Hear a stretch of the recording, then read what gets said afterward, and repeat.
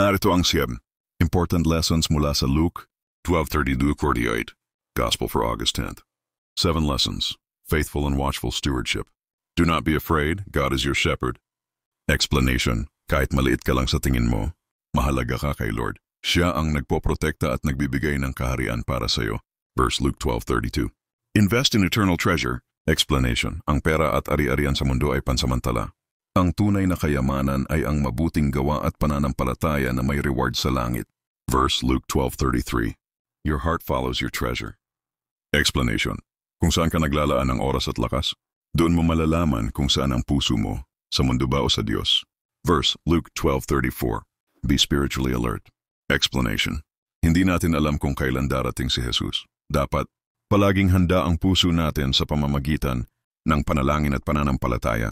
Verse Luke 12:35-40. Faithfulness in small things leads to greater trust. Explanation, kapag tapat ka kay Lord sa maliit na bagay, mas lalo kanyang pagkakatiwalaan sa mas malalaking bagay. Verse Luke 12:42-44.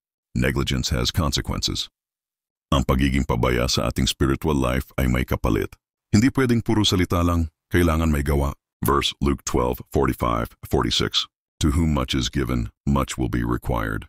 Explanation, mas maraming biyaya at kaalaman ang binigay sa iyo, mas mataas ang expectation ni Lord na gamitin mo ito para sa Kanya. Verse Luke 12:48. Summary thought. Handa ka ba kung dumating si Jesus ngayon? Magtiwala ka, maghanda ka at maging tapat na katiwala ng Diyos.